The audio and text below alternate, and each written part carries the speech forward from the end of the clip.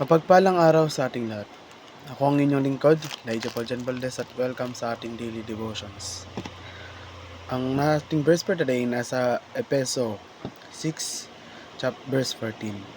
Ayon sa Biblia, ang mga demonyo ay ang mga nahulog na anghel na sumunod kay Satanas. Naghimasik laban sa Diyos at inilayo sa presensya ng Diyos. Inilalarawan na ang Apokalipsis chapter 12 verse 7 to 9 kung paano nakipaglaban ang mga arkanghel, ang kanyang mga anghel laban sa mga diablo, at ang kanyang mga anghel at nawala ang kanilang lugar sa langit.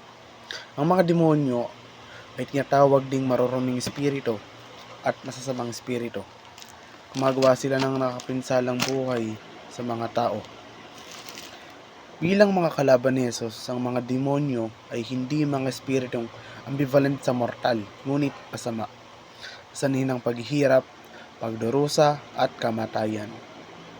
Hindi sila manonokso, ngunit ang sanhi ng sakit, pagdurusa at karamdaman, kapwa pisikal at mental. Ang tukso ay nakalaan para sa mga diablo lamang. Hindi tulad ng mga espiritu sa panganoong paniwala. Ang mga demonyo ay hindi mga espiritong tagapamagitan na dapat isakripisyo para sa pagpapatahimik ng isang Diyos. Ang pag-aari ay hindi rin nagpapakita ng bakas ng pagiging positibo, salungat sa isang paglalarawan ng pag-aari ng espiritu. Dahil sa mga pagtukoy kay Satanas bilang ang Panginoon ng mga demonyo at masasamang anghel ni Satanas sa buong bagong tipan.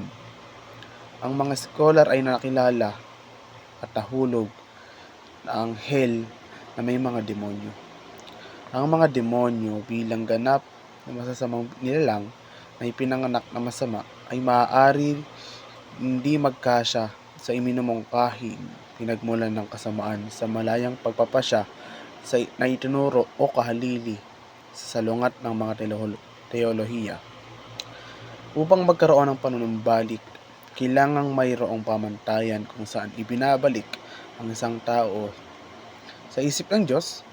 Ang pamantayang iyon ay hindi limitado sa isang maligayang pagsasama, isang positibong halaga, o isang partikular na trabaho. Ang pamantayan ng Diyos para sa pagpapanumbalik ay mas mataas. Ang layunin ng Diyos ay balik ang bawat tao sa kanyang orihinal na layunin para sa kanilang buhay. Kaya nga lahat tayo ay target ng pagpapanumbalik ng Diyos. Tayong lahat ay nasa proseso ng pagpapanumbalik dahil ibinalik tayong lahat ng Diyos sa kanyang orihinal na layunin para sa sangkatauhan. Ang sinturon ng katotohanan ay ang unang piraso ng buong baluti ng Diyos na nakalista sa mga taga-Efeso chapter 6 verse 10 to 17. Ang talata ay nagsisimula sa payo ni Apostol Pablo na magpalakas sa Panginoon at sa lakas ng kanyang kapangyarihan. Ito ang susi sa pag-unawa sa baluti ng Diyos. Ang lahat ng piraso ng baluti ay sa Kanya at nagmumula sa Kanya. Ang katotohanan, katwiran at ebanghelyo, pananampalataya at kaligtasan, lahat ay ang kaloob ng Diyos sa Kanyang mga tao para sa kanilang pagtatanggol. Ang lahat maliban sa espada ng Espiritu na siyang salita ng Diyos ay likas na nagtatanggol. Lahat ay idinisenyo upang tulungan tayong tumayo laban sa mga pakana ng diablo. Ang sinturon ng katotohanan ay ang unang bahagi ng baluti na nakalista dahil kung walang katotohanan, tayo ay naliligaw at ang mga pakana ng diablo ay tiyak na mananaig sa atin. Ang pag-alam kung sino tayo kay Kristo at kung ano ang mayroon tayo kay Kristo, ang susi sa pagtatakda ng ating landas at mananatili sa landas araw-araw. Kailangan nating isipin ang katotohanan ng Diyos at sabihin ito araw-araw dahil ang katotohanan lamang na alam natin ang magpapalaya sa atin. At ang tanging paraan upang malaman ang salita ng Diyos ay basahin ito, pagnilayan, pag-aralan at ilapat ito sa ating pang-araw-araw na buhay. Ang pagpapanibago ng iyong isip ay pagpapalapat ng salita ng isang napaka-critical na paraan.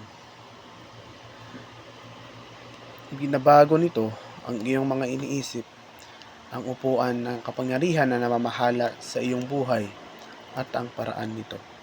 Muli, ako ang inyong lingkod ay Chapol John Valdez at dito na nagtatapos ang aking daily devotions.